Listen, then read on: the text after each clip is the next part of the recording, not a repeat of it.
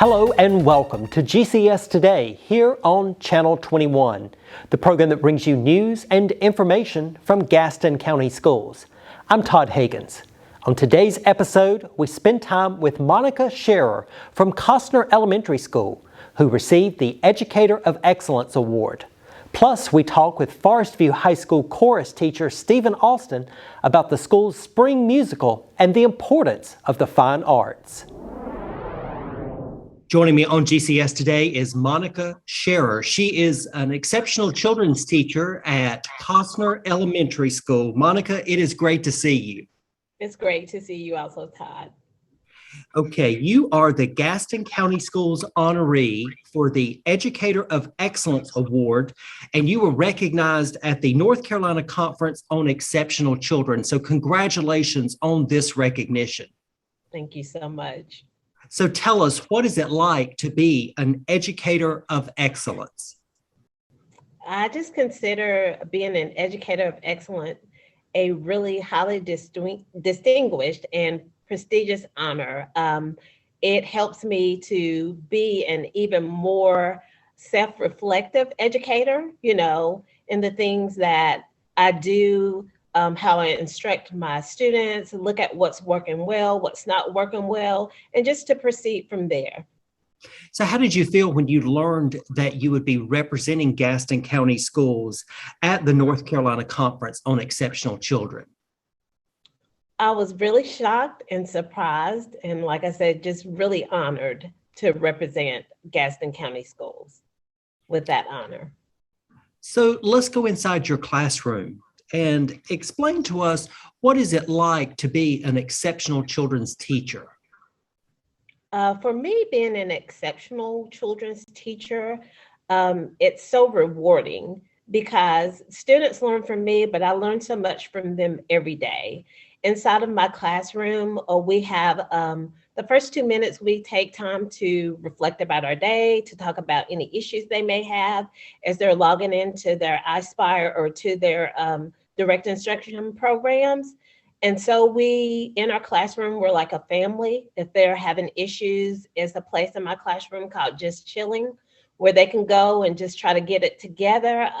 They have note cards that they can fill out if it's something pressing that we may need to speak to other specialists about. Also, when they're doing their work, if they finish early, they have a choice center or other options to where they have flexible time to complete other assignments or to do something else. So we have a good flow in here, but we also have fun. We may break out into a song or say something silly, just to keep the day productive. But one of the main goals in the classroom also is to have fun. So I wanted to ask you, what about your classroom? What makes your classroom awesome? I just think making the classroom awesome, first and foremost, are the students. They make my classroom awesome. I learned so much from them. And then the challenges that they have, they just take it all in stride and do the best every day to reach their goals. And I want to mention that Costner Elementary School is home to the Gaston County Schools Leadership Academy for elementary students. So I imagine that you also do everything you can to teach your students about leadership and encourage them to be involved in leadership opportunities. Oh, absolutely. Absolutely. That's a daily discussion that we have here about the 7 habits. For this month, we're working on synergizing, where we work together, to accomplish goals. So that has changed the climate and culture of the school so much when students can just hone in on the fact that they are innately their leaders and just tapping into those skills to help them see their full potential as being leaders has been great. We like to say that Costner Elementary School, that you all are producing the next generation of leaders for Gaston County. So I think you would agree with that statement, and we appreciate all that you're doing and your colleagues are doing to instill those leadership qualities in students at a young age. Thank you. Okay, so let's talk about your goals for your students. When they start the school year, where do you want them to end up at the end of the school year? Okay, so when they start at the beginning of the school year, we have English language arts journals or behavior journals, math journals, where they write down areas that they feel like that they're really successful in those subject areas, and then some areas where they may need improvement. So at the end of the school year, we revisit it and then we see how much growth they made.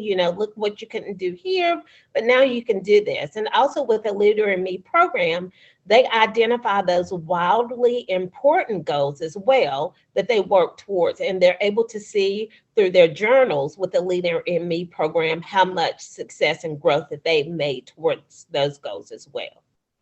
And I think that is a great approach, that you take time to ask the students, what do you think are your strengths and what do you think are the areas where you need to work and need improvement? I imagine that works very well. You empower them to take control of what they are learning, but I imagine it helps you as a teacher as well. Absolutely, it does. It helps me as well because my focus is to allow them to see that they have strength as well, and it's really beneficial for them to see that this is what I really do well, and then when they see that they can do something well, to me, it acts as a catalyst for them to hone on those skills that they may find a little bit challenging.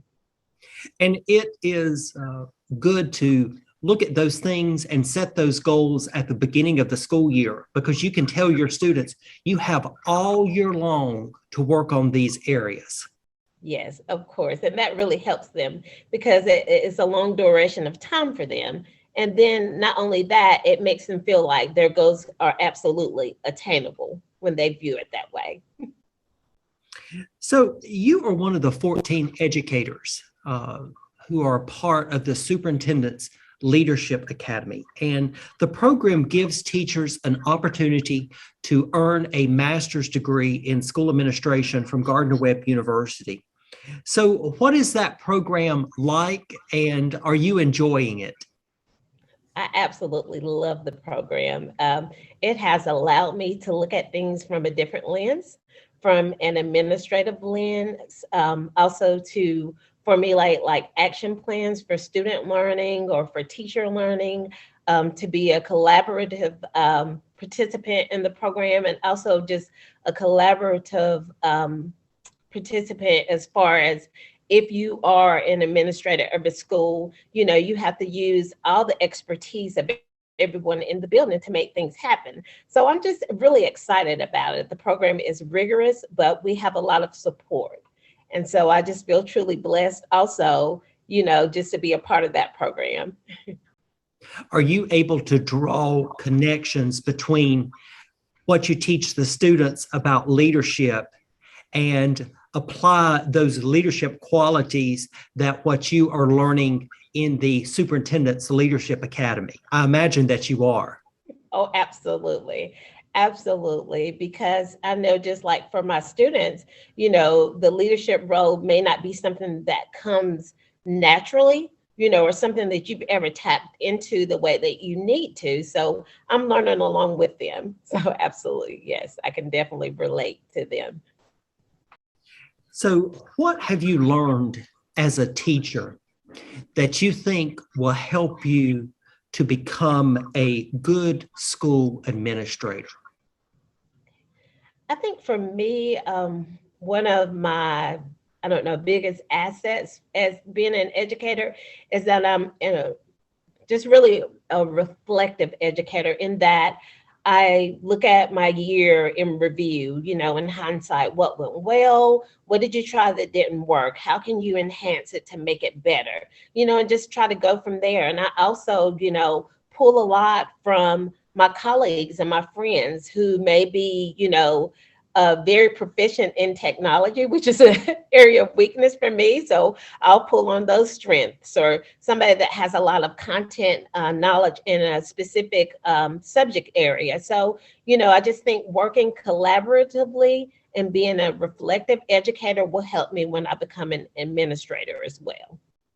I think an assistant principal, a principal, a district leader for the school system, I think that person has to be flexible, and you have to be open to change. And a big part of being flexible in your job is that reflective piece and looking at things to say, this worked well, this did not, this is what I need to change, this is how I can make this better. So I think all of that plays into being an effective leader. It does. It definitely does. So when you make the transition from the classroom to, let's say, the principal's office, what will be your focus as a school administrator? I think the focus for me will be on student learning and also, just team building, because the morale of the staff and the school as a whole, I think that's equally important. And I think that you will keep that focus, whether you're in the classroom or in the front office. I think that you will keep that focus on students because you understand what students need, and you understand how to meet students where they are, and you understand what needs to be done to make students grow. We're talking with Monica Sherer. She is an exceptional children's teacher at Costner Elementary School. Monica, again, we want to congratulate you on being Gaston County Schools honoree for the Educator of Excellence Award that is presented by the North Carolina Conference on Exceptional Children. And we want to thank you for taking time to be with us today here on GCS Today. You're watching GCS Today here on Channel 21. Stay with us. Our focus on the fine arts is next. When I was in foster care, I never knew when I would have to move. So I always had my suitcase ready to go. Then one day I was adopted. My new parents opened their hearts and home to me. My parents cook my favorite breakfast for me every morning. My parents take me on trips I never thought I would go on. They gave me a home and an even better reason to use that suitcase. My parents aren't perfect, but they're perfect for me. Joining me on GCS Today is Stephen Austin. He is the chorus teacher at Forest View High School. Stephen, it's good to see you. Thank you for being with us. Well, thanks for having me, Todd. I'm really excited to be with you today. Okay, we are talking about spring musicals, and your spring musical this year is Little Shop of Horrors, my favorite musical. So what has it been like preparing the show? It's been a lot of fun. As you said, it's a very popular show. We picked something that would garner the community's attention. Wanted to pick something to get people back in the seats of the Forest View High School auditorium, something that students know, something that our community knows. And I'm excited about this show. And it's been underway for quite some time with rehearsal preparations, a lot of excitement, some really big numbers, a lot of dancing and wonderful singing numbers as well. So it's going to be a lot of fun. So what does it take to put on a show like Little Shop of Horrors? It's very challenging. Any production that we have, obviously it's extensive. I kind of compare it to someone who's not familiar with the process to trying to make sure people have a 2-hour movie and know exactly what they're doing from start to finish every second for 2 hours. And then on top of that, throw in live music. So it's a very rigorous process. We got to assemble a crew. It takes a village to put something like this. You got to have a lot of willing adults and community members that are willing to help out, from costumes to set design to direction to makeup. And then you just have to be able to pick a show that highlights your cast, your returning members, the talent you have in the fine arts program. And then lastly, just having a rigorous practice and rehearsal calendar, something that touches on choreography, on music, on blocking. So it's a several month-long process that's very challenging, and the students have dove right into it. It's really wonderful. So what advice have you given to your students? Because they are taking on some big roles, those main characters of Seymour and Audrey 2, which is the plant. So what advice did you give to your students taking on these big roles? Well, I think having a lead in a musical is a once in a lifetime experience. I was lucky enough to have a couple growing up as well. And it's just an energy that you don't get elsewhere. Being on stage and being, one of the stars of the show is something that you'll remember for the rest of your life. And I wanted them to attack these roles with confidence. And I think preparation breeds confidence. Confidence breeds success. So I didn't want them to leave any stone unturned with their music or their lines or getting into their character. Fortunately, we have a really wonderful director that's helping out with that too, Miss Kelly Shelton. I told them, hey, don't leave any stone unturned. Soak it up, enjoy the moment, live it up on stage.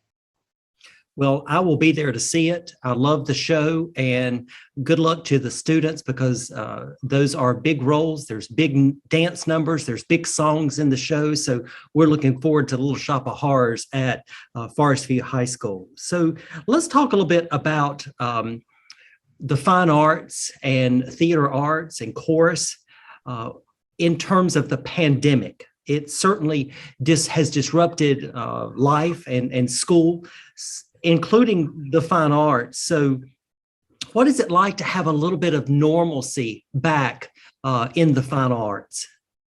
I can't tell you the joy I have being back in the classroom with all of my students face to face, getting them on stage again, getting them singing again, giving them these experiences and these opportunities. The past year and a half prior to this year, it was incredibly challenging. It just felt at times the joy of music and the fine arts was kind of sucked away from us because of just being cautious and being careful and having to look out for one another. And that's a challenge. So we're back at it this year. We had our first chorus concert in December, and it was so amazing to see the community support. We have a really pretty good sized auditorium here at Forest View High School, and it was quite full back in December, which was really, really wonderful to see, just the community support. People are excited to support these students and to see them making music, enjoying that experience with each other. So it's just a joy to be back, and we're really excited to be putting on another musical again this year. And just it's all about that opportunity, giving the opportunity to the students. Now, you were the chorus teacher at Forest View High School. What do you enjoy most about being a teacher? It has to be the students. Absolutely. I love teaching high school students. They're a rare breed. The high schoolers are a lot of fun. And I love walking them through high school. It's a challenging time of most people's lives, and having to navigate social life and rigorous studies and extracurriculars. And I love to kind of walk them through that, be side by side with them as they experience that. But they're just awesome. I'm lucky to have some of the best students in Gaston County. What about the fine arts? What makes the fine arts so important to providing students with a well-rounded education? I think the fine arts, I could go on a long time about this. I stand on my soapbox of advocacy for the fine arts a lot. I think the fine arts really brings in a lot of other subjects into our classroom, music in particular. Obviously, I'm biased because I'm a music teacher, but it brings in a lot of 21st century skills, creative thinking. I mean, that is applicable past high school, into looking for jobs, into applying for colleges and being a good student beyond high school as well. It teaches cooperation. It teaches a care for others. Compromise, skill of concentration. That is something that we need help with these days. And I think it touches on all of that, all at the same time. It's teaching empathy and how to be a human, how to feel and how to express yourself appropriately. That's really why I love teaching music, is because it brings in so many facets and builds so many skills that make you successful beyond just high school. If you could identify three of the lessons, let's say 3 lessons that you want every student who is involved in the fine arts to learn, what would be those lessons? I think hard work is one of those things. We're a performance-based class. We are constantly rehearsing for performances. And that's why I love teaching chorus in particular, because it is one of those things where it's goes hand in hand. There's a strong correlation with hard work and success. And that's something that students, when they see that, and it's so tangible to see that success, it really drives them. And I love that. So that hard work, you see it pay off in the fine arts. I also just the empathy for others, like being able to make music with 40, 50 people, whatever it is, at the same time, doing the exact same thing at the exact same time as 40 to 50 other people. You don't do that very often in life. And so being able to do that and cooperate with one another and respect what everyone else is doing and have kind of a higher goal that you're aiming for, that's a really valuable lesson. And then lastly, I think that being able to experience the fine arts and have that expression of yourself is a really valuable lesson to teach. So being able to sing, draw, act, play an instrument is just something that you have that creative outlet inside that you're able to finally pour into. And I just love watching my students do that. So who or what inspired you to become a teacher? So, I honestly didn't know I wanted to be a teacher until a little bit later on in my adolescence. I was probably a senior in high school and I officially kind of picked the path of what I wanted to do. But I was fortunate enough to have wonderful teachers all throughout my life. My middle school chorus teacher, I was only there 1 year, and he inspired me with just a passion for music and a passion for students and giving students opportunity. And oddly enough, he actually came back and has conducted the Gaston County All-County Chorus. So I've watched him share that with my students now. So I've seen him touch many different generations. And then my high school chorus teacher, she was able to take a hold of that passion I had for music and continue to foster it, continue to grow it, and give me opportunities traveling, singing, and being in musicals, and really having high level music performances as well. It's something I'll never forget. That's why I do what I do today. So you have been involved with music for most of your life. How would you rate yourself as a singer? Okay, coming out with the tough questions here. I don't like to talk too much about that for myself, but I love performing. I would say I'm good. I mean, I definitely went to school for it. I went to Appalachian State, and I was a music education major, but I was a vocal concentration. So I've taken private lessons for many years and had lots of different roles I performed in musicals, sang at weddings and things like that. So I've really enjoyed that. I would say I'm pretty good, I guess. Yeah. So which musical that you have been in, which one has been your favorite? Probably Phantom of the Opera. That's been my favorite that I've been in. I was lucky enough to play the role of the Phantom, and it's just a once in a lifetime experience. I thoroughly enjoyed that, just being on stage. And, obviously I love singing most of all, and Phantom of the Opera is pretty much singing from start to finish. So that was something I really enjoyed. So in Little Shop of Horrors, which song is your favorite? Ooh, that's a tough one. There's so many good ones. I love how it mashes up so many different genres of music. It's so catchy. You'll find yourself just singing along to so many different tunes. I kind of find myself, I like Suddenly Seymour. I'm kind of drawn to that one, the duet between Audrey and Seymour in the second act. I think it helps that we got two students that are just singing it so well. I'm hearing it in rehearsal every day, and I love that one. I think that just is a really great song. Yeah, it certainly is the anthem of the show. Yeah. Okay, so what is it like when you see your students? They take the words of a script, they take the lyrics of a song on a page, and they lift it from the page and perform it in front of an audience. That has to be a special moment for you as the teacher to see your students be able to do that. It's hard to describe the pride you feel. It's watching them through the struggle of every rehearsal of, not being able to get that note, or not being able to get that emotion across, or having a strange, gesture that they don't realize they're doing as they're rehearsing on stage. And watching that process of them unraveling that and working towards refining their character. And I'm lucky enough, when we do our show, I'm the director of the pit, the conductor of the pit orchestra. And so I get to see them front and center. I'm 5 feet away from them from the front of the stage. And I'm getting to watch all their facial expressions and their joy and like their sweat and their tears. I'm getting to watch all of like front and center. And it's just an immense amount of pride because they're having just the time of their lives up there. And I love it. I love that process. It's really remarkable. What do you hope your students gain from being in a performance? I think confidence. I said earlier, I think preparation breeds confidence. Confidence breeds success, and that is something that you see on stage. So when they prepare and they work really hard and they know exactly what they're doing when they're supposed to be doing it, they have a lot of confidence. And then you, of course, hopefully you have an audience out there that is receptive and open and supportive, and that just gives them a lot of energy and a lot of confidence and being able to just walk off that stage and apply that to other areas of their life. And I love watching that process as well.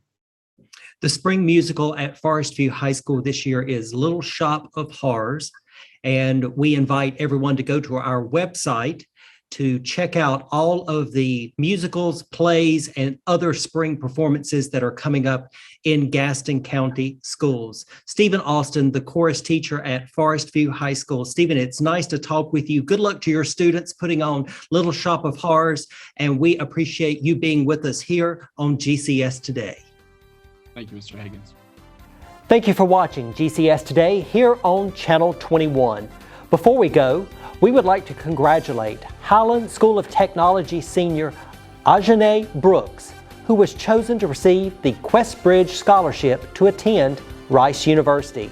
The full tuition scholarship is valued at more than $200,000.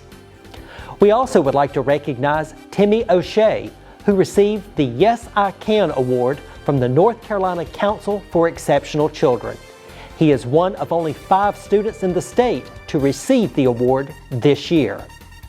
And we would like to congratulate Cherryville High School coach Scott Harrell, who earned his 400th career win, which makes him the winningest basketball coach in Gaston County. Stay tuned to Channel 21 for the latest news and information from Gaston County schools. For GCS Today, I'm Todd Higgins. We look forward to seeing you next time.